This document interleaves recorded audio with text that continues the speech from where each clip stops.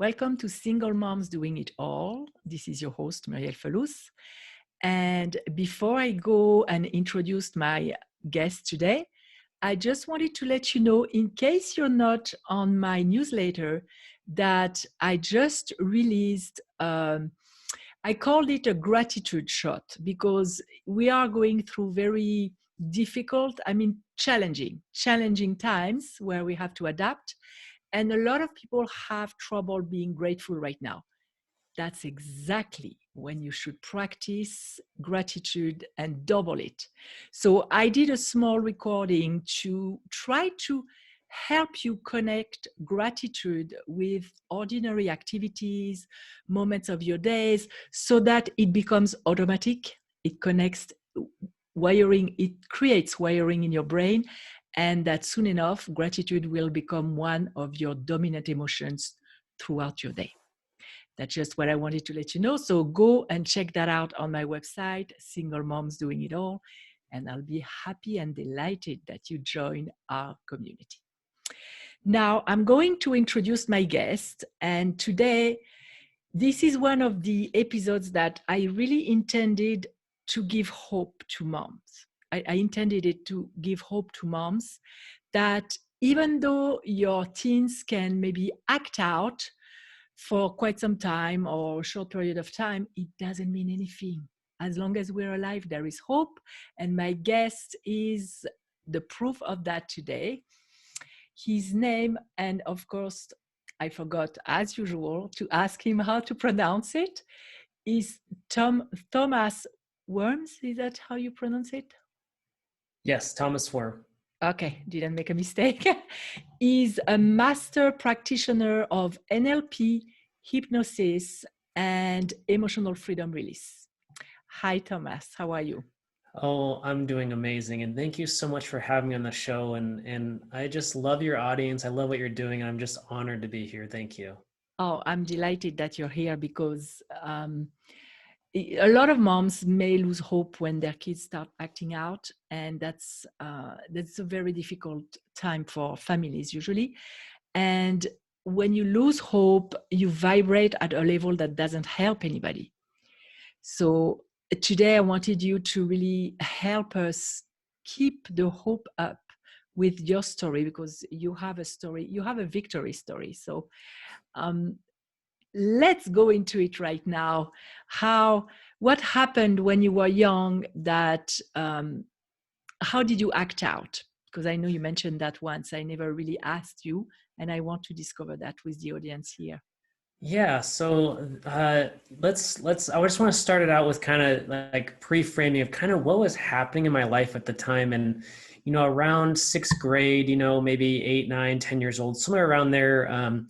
My parents went through this divorce that was really bad. I mean, I don't want to get into the really gritty details of all that, but what I will say is, my father ended up in jail for 6 months. He had to go through a psychiatric ward, those kinds of things. And there was a lot of no physical violence happened, but it was very verbal abuse that happened in that short time period during the divorce.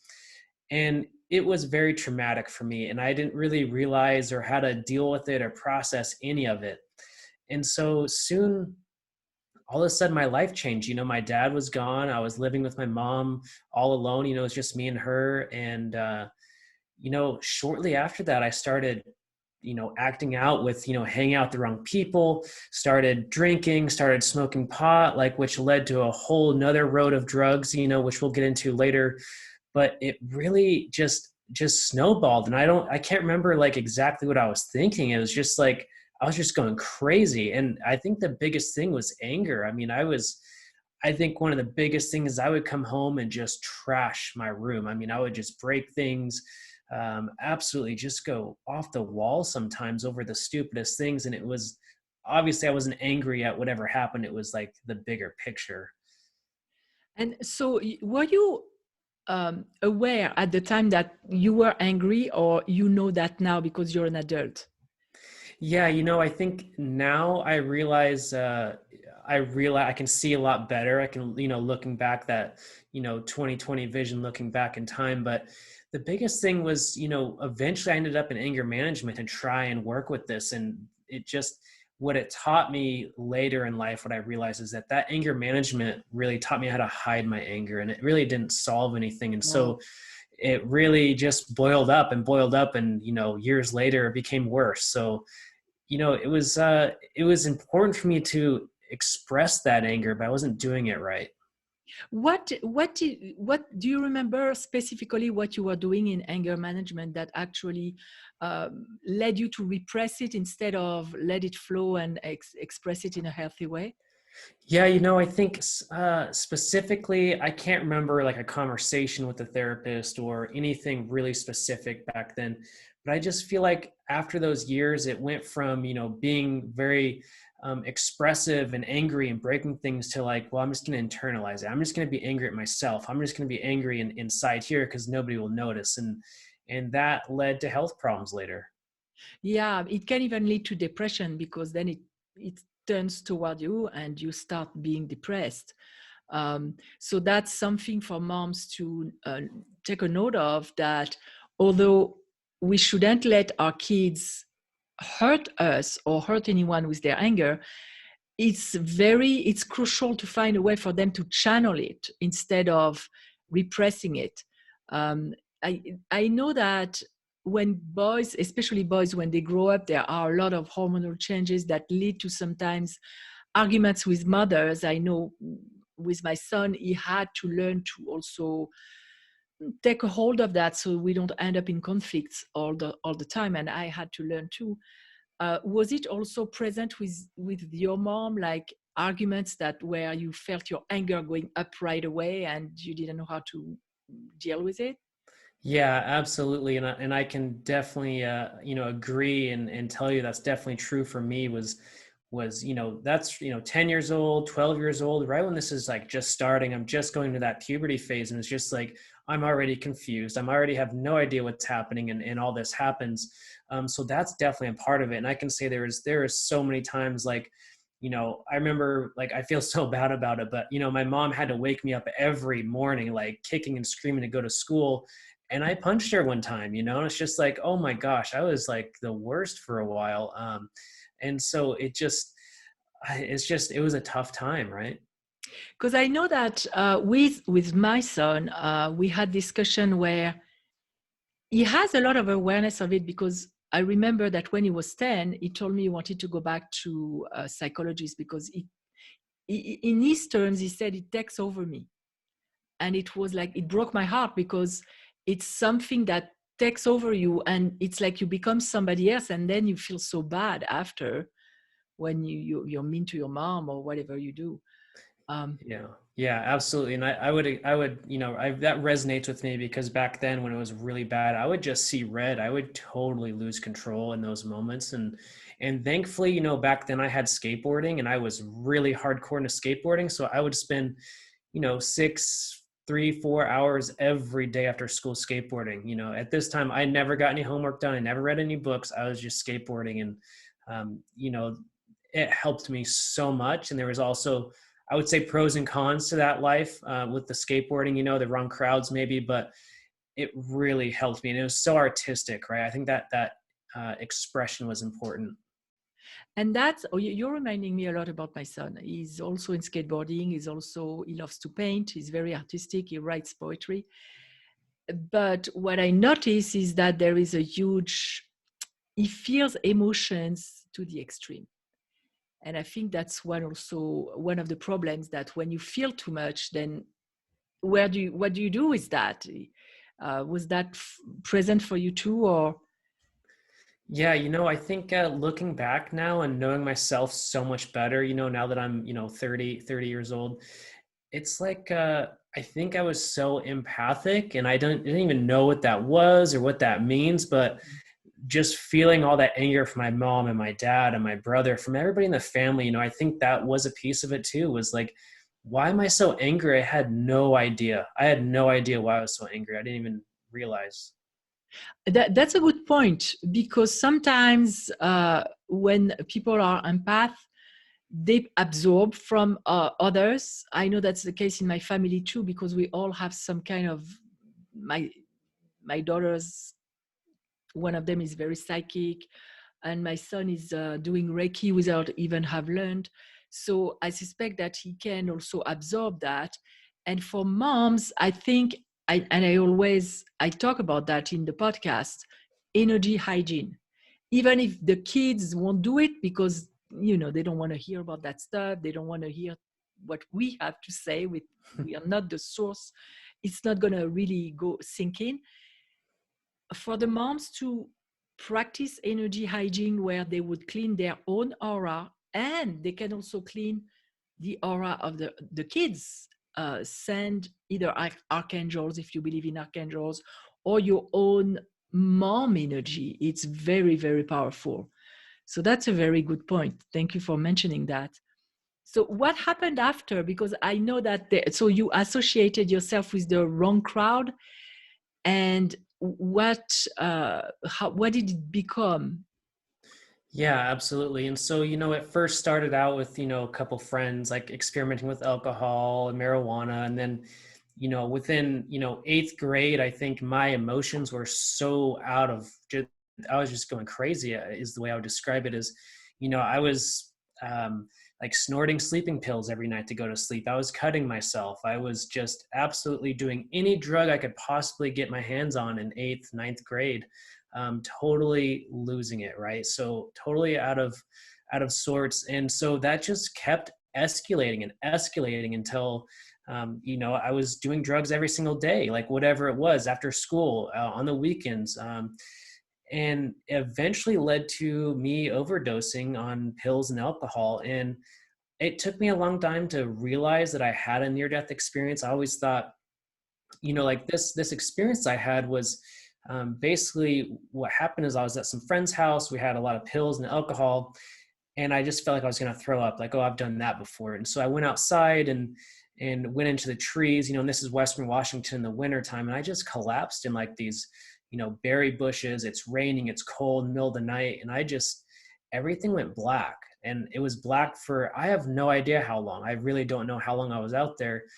I just remember everything was black. And when I woke up, when I came to, it was like something had changed. And I still continued at the party. I was kind of hanging out with my friends, but I was like, it was almost like I was outside of my body at that point, like watching, like, what are you doing? What is happening? What are you doing to yourself? And that was the moment that completely changed everything. And back to the near death part of it, it was, there was no light, there was no people to greet me, there was nothing. It was just blackness, it was sadness. And it was such a eye-opening experience, because I don't think I believed in anything. I didn't have anywhere to go at that time. But now looking back on it, it's like, there's so much more than just blackness on the other side. I can tell you that for my beliefs, I 100% believe that. And so that moment just changed everything. I went from all these drugs and cutting myself and doing really bad things to all of a sudden I was meditating. I was reading 2 or 3 books a week on Buddhism and Taoism and spirituality. And, I was going to Kung Fu class and yoga class and Tai Chi. And so my mind just exploded. It was expanded almost instantly in that experience. And it changed everything for me, really. How old were you then when that happened? I was a sophomore in high school, so maybe Oh, very, 14. very Yeah, young.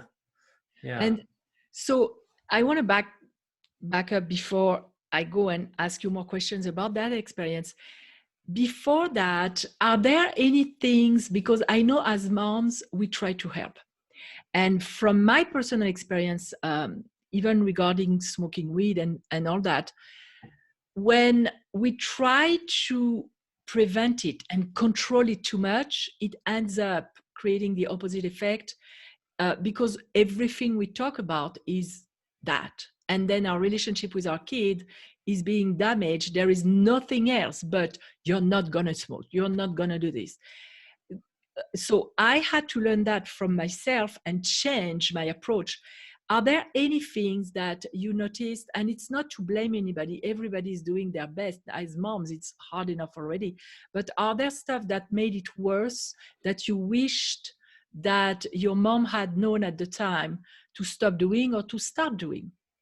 Yeah, I think, looking back, it's so interesting, for My mom basically let me do anything I wanted to. I had zero rules. I mean, to a point. I mean, I had to be home at a certain time that was pretty late, like 11 or 12 o'clock at night, which is, that's late for a teenager. So Yeah. I kind of had free range of doing whatever I want. She caught me once with drugs and was like, well, yeah, that's bad. And that was all I got. And so it was really open, like probably the most open household ever. Not that we really talked about things, but I got away with everything. And it's so interesting that I guess seeing that now, it's almost like she let me play it out myself and learn the lessons myself. I think personally that helped me a lot because I would have rebelled even harder and I would have been way worse. That's just my opinion. Um, and I think something that happened through the divorce was there was this restraining order to see my dad for a couple years. And it was just, I think that was like a big thing for me, is that when I couldn't see him or understand really his side of the story, that was really hard. And I think that ultimately made it worse. Even though I know the two parents didn't want to see each other, didn't want to talk after everything that happened, it was like that restraining order was a major deal for me. Yeah, and that probably created even more anger. Yeah. So of course, everyone is different and every teen is different, because what worked with you may not work with another teen. And that's where it's important for moms to, there is no book, Yeah. unfortunately. I would love it, but maybe to try this and try that and see what works. Or another thing that is really, really important is for us to be solid in what we believe. Because, like, there is no one diet for everybody, there is no one solution for everything. If you are not solid in what you're doing, it can be felt. The energy is not solid, it's fragmented, and it will create worse as far as results in your relationship and in your teens' behavior. Yeah, So, yeah. Just to go back a little bit, I think something that was really important that my mom did was, specifically when I was old enough to drive, she always told me, like, I don't care what you're doing, I don't care who you're with, just please don't drive intoxicated. I will come pick you up no matter where you are, what time it is, I don't care. And just knowing I had that, like, was so important. I used it a couple times. Like, yeah, I can't drive. I got to call my mom. And I think that's so important because the driving in the teens is just, it's yeah, terrifying. I'm sure it's terrifying for the mothers. it is. It is very terrifying. And it's that non-judgment that will make the day and night difference, because they're already, when you do something that is self-destructive, there is a part of yourself that hates yourself. And if on top of that you add a layer of judgment, oh my God, it multiplies the suffering. So it doesn't mean that we need to let our kids do everything, but it means that if we need to have a discussion that will come later and just make them feel safe, that's amazing. Yeah. And that's something that we need to tell our kids too, because it's not, they don't know it if you don't mention it. So yeah, that's a good point. So you had a near-death experience. Did you ever hear anything about that before it happened to you? Not at all. And kind of like I mentioned before, was that, I never really thought it was a near death experience. I never thought of it that way. I thought, I was like, oh, I got really messed up that night. And later, I would just listen to podcasts like in my 20s. And I listened to this one person that was doing research on near death experiences. And, 33% report this and 45% report this and that. And she started talking about like the 30%, 25% of people that reported just blackness. And I was like, it just hit me like, oh, wow, that was actually a near death experience. And what's so interesting is that I never went that far, but I kept having near like crazy accidents throughout my teenage years into my 20s that were just, it's almost like that pattern was repeating until I truly dealt with what was going on. And so it just kept repeating for me in a lot of ways, like snowboarding accidents and skiing and surfing accidents. I mean, stuff, I broke my neck. I just went through all Oh, sorts of stuff in firefighting, so it just kept yeah. happening over and over again. So it was really interesting. How did you know that? that it was a near-death experience and not just a blackout. What was the difference in the maybe the feeling, or what? How did you know? I think the biggest thing that points me to believing that is that I had like an instantaneous change that was Oh, not just like a, yeah, maybe I feel different or something. It was like I was a different person. yeah, Almost, some people might frame it like, oh, like a star seed came in or something came in, but it's like, no, I think I woke up to like yeah, everything else on the other side and into my own spirituality right there. yeah. Because when you have such a drastic change, something happened. Yeah. Yeah. So then you went into oh, I'm sorry. Of course, it's always my kids calling, and that actually I don't think it ever happened in a podcast, but well, there is a first to everything. Yeah. It's a very organic podcast all the time. Um, what? So you started a quest. What was your mom's reaction? Did she notice the change? She did, and I don't know if we ever really talked about it, but it was, all of a sudden like, hey mom, I want to go to kung fu class. I want to go to Tai Chi class. Like, hey, can I do this? And she was just like, yes, yes, yes, yes. Like no matter what it was like, yes, you're going to yoga class. Awesome. And she just supported me. And all of a sudden, I was getting 4.0s in school from like a Oh, 1.8, and I was just crushing classes and reading extra material and doing so much more and meditating for like an hour every day. It was just like, uh, I would say the biggest difference was all my friends was like, where did Thomas go? Like, we don't even know who he is anymore. so did you at this point? Did you stay with the same friends, or did you have an impact on them, or did you switch friends? I would say like I have a core group of high school friends that we stayed super close. And I would say there's one particularly that we are like, me and him are super close even to this day. And so I stayed close with them through high school, maybe a couple of years afterwards. But I would say it was more like the outer ring of friends that kind of fell off, the people that I weren't really close to. And where I grew up, I would say probably, well, half my high school graduated. And so there was multiple people around me dying, drug overdoses, gang stuff. So it was just really kind of, not that it was a ghetto or anything like that. It's just Washington State is a pretty rough place, actually. Oh, I didn't know that. Okay. Um, you studied a lot of stuff. What is maybe what are two or three mentors or philosophy or books or something that changed your life? Yeah, specifically the book Siddhartha by Hermann Hesse. I think that was one of the first books I read at this time, and it just changed everything for me. That book is still, I go and read it every couple, 5 years maybe.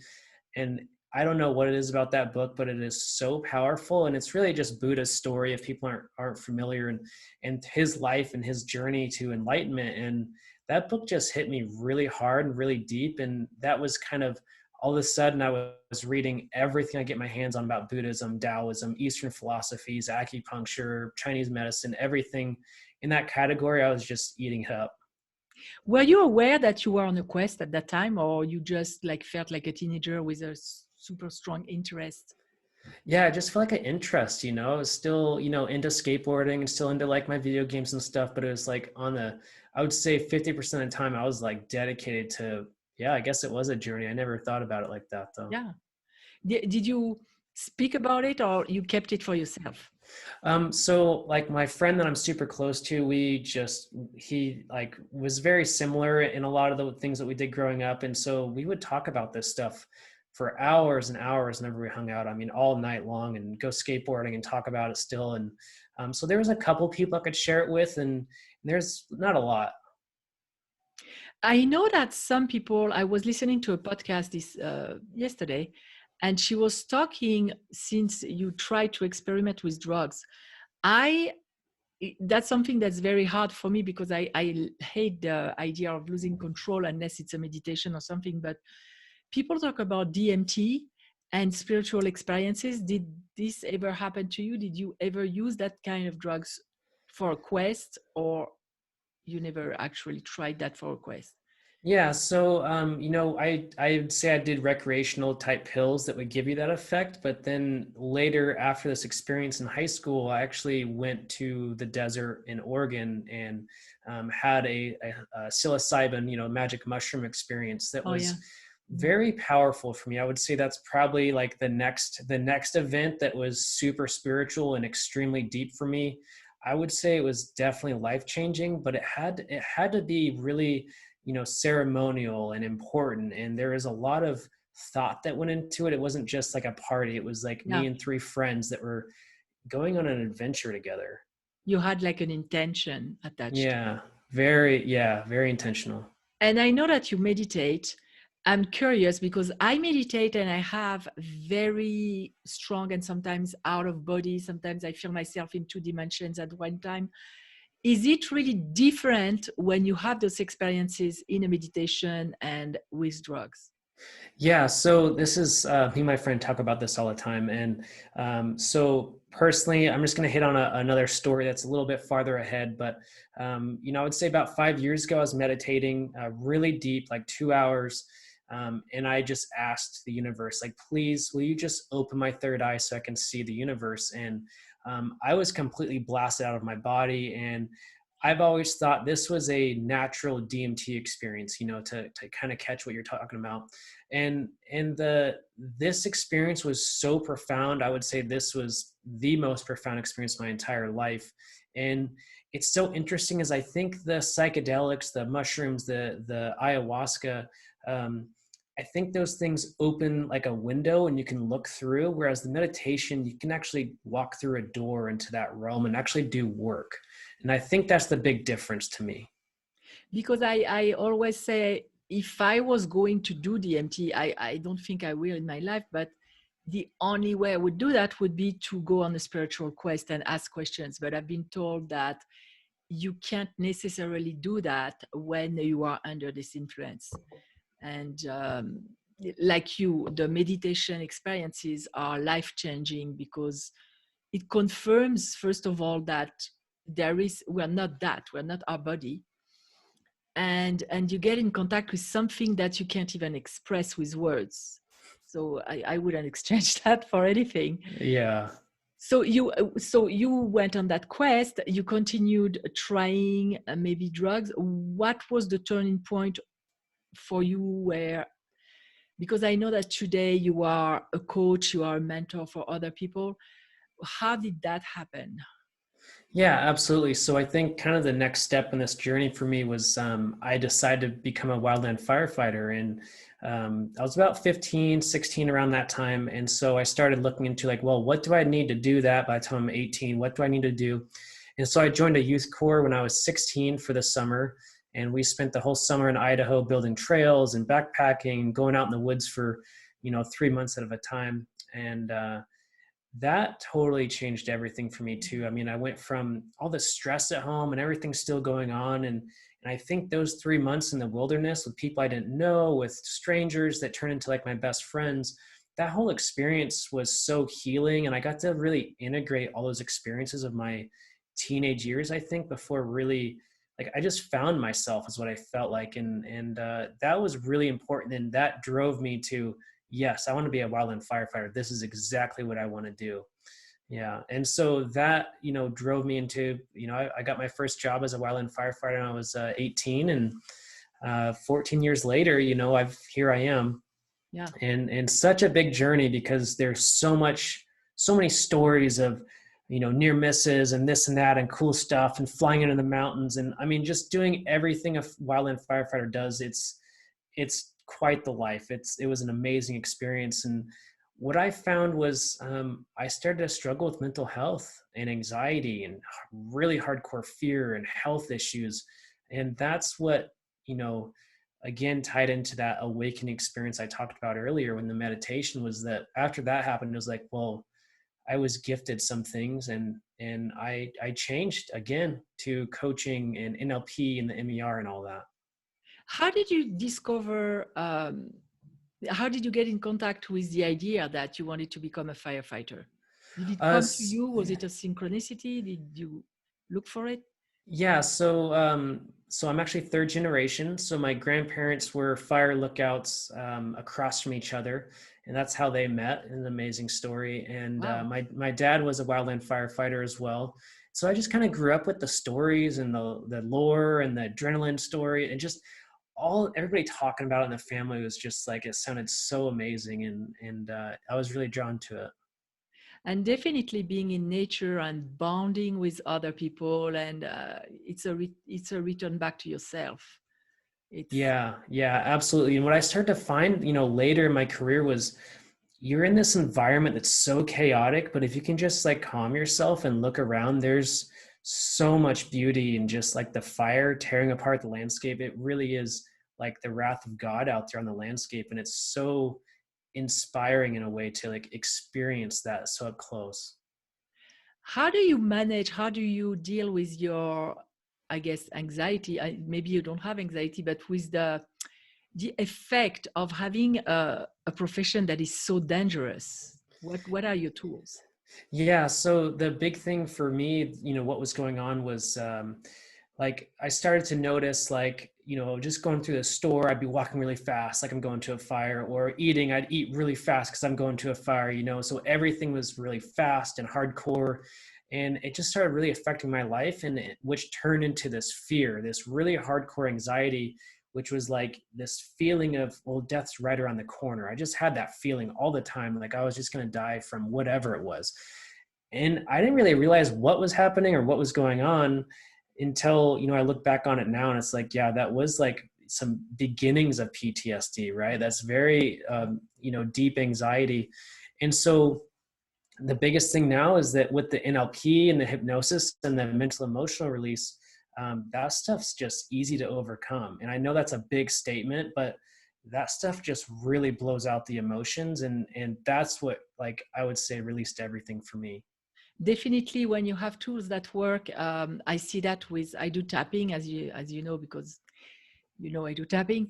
When you, it's a question of apply using it on a regular basis to, it's like clean what's going on, because although I'm not a firefighter, I went through also life-threatening stuff in my life, and if you don't deal with that, it stays in your body. So that's really, really important. So today, you are helping other firefighters. How do you think that your experience as a teen helps you become who you are today?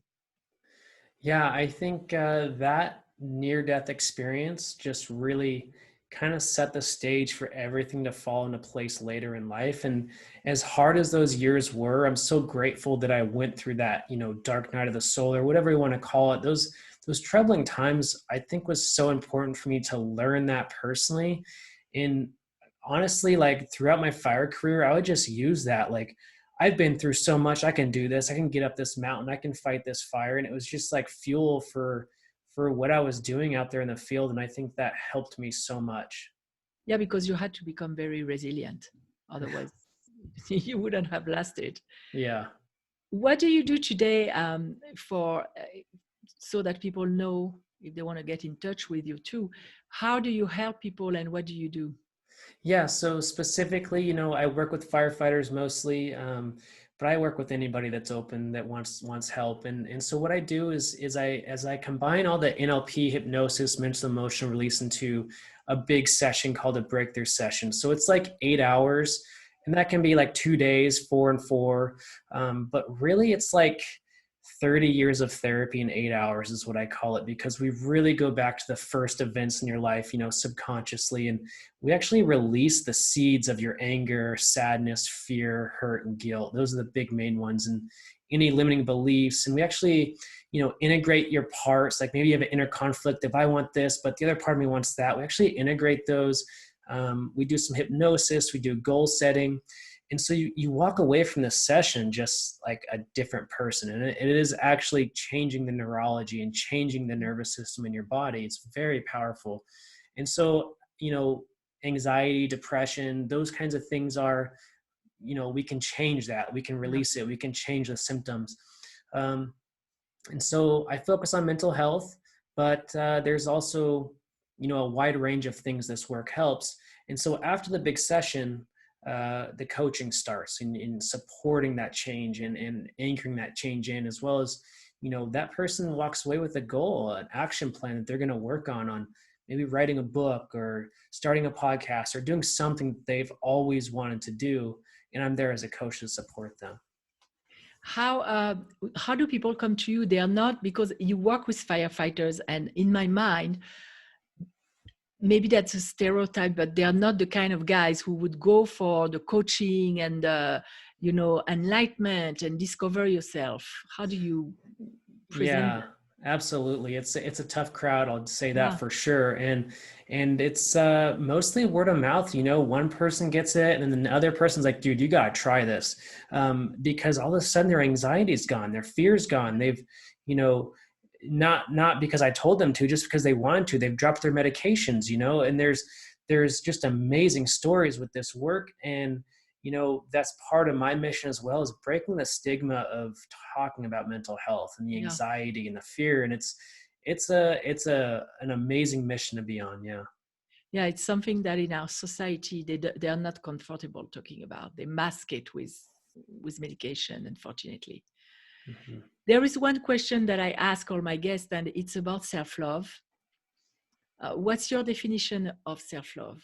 Yeah, to me, I think self-love is being grateful for yourself, and also being open to, new ways of thinking, new perspectives, and allowing yourself to connect with your own purpose. Because I think once I had my purpose, I truly started to love myself in a much deeper way. And that's life affirming. Those feelings of knowing your purpose is very powerful. What are your practices of self-love or self-care? Like, I know you meditate. Yeah, so I would say the biggest thing for me is like working out. If I don't work out like 5 days a week, I'm like totally lose it. And writing for me is so expressive. And I'll go through stages where I'm writing a book and I'm writing every day for, 3 to 4 months. And then I'm going to take a break for a month or two. And I might just journal then, but I'm always writing something. So writing's really important for me. And I really like to have a routine in the morning. Like, first thing I wake up, I scrape my tongue, I do like a meditation, I drink a glass of water. So like really getting those things in a routine every day, because if I don't, I just don't feel the same. Yeah, and there is a power into that, because then it becomes an automatic thing in your brain. You don't even think about it. Yeah. Before we go, because I know you work with firefighters, but you work with other people too, and we don't know who's listening. Maybe firefighters' families are listening, or where can people reach you or connect with you? Yeah, so mountainmindtricks.com is the best way on the website. And like you said, it's really geared towards firefighters, but just book a discovery session, because I'll talk to anybody about, what they want help with. And the other ways is like Thomas and Wurm on Facebook and Mountain Mind Tricks on Instagram. And I also have a podcast called Sacred Ancestry Podcast. So please check that out. And yeah, that's how you'll find me. And I'll put all the links below. Um, Before we go, is there one thing you want to leave the audience with? A piece of information that you think is crucial?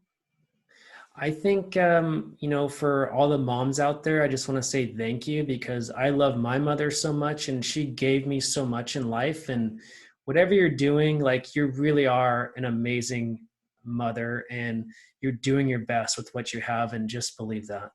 Yes, we're always doing our best, and we're becoming more and more knowledgeable and aware. And so even if we didn't start perfectly, and there is no perfection, of course, but even if we wished we had known what we know now when our kids were younger, it's never too late. And you are the example that it's not even too late. If your kid you think is going the wrong way, they can always get to a moment of awakening. And even if it's not as big as an awakening, something will pull them back, and they will again, um, I'm looking for the word, oh gosh, align. with their highest good. So that's a perfect example. That's why I wanted you so much in the podcast. I want to thank you for coming here and being courageous to tell your story, because it takes courage. It's vulnerable. Oh, thank you so much for having me. My pleasure. And for the audience, go and take care of yourself. Check Thomas' groups and website. And I'll see you next week with another episode. Bye for now. Mwah.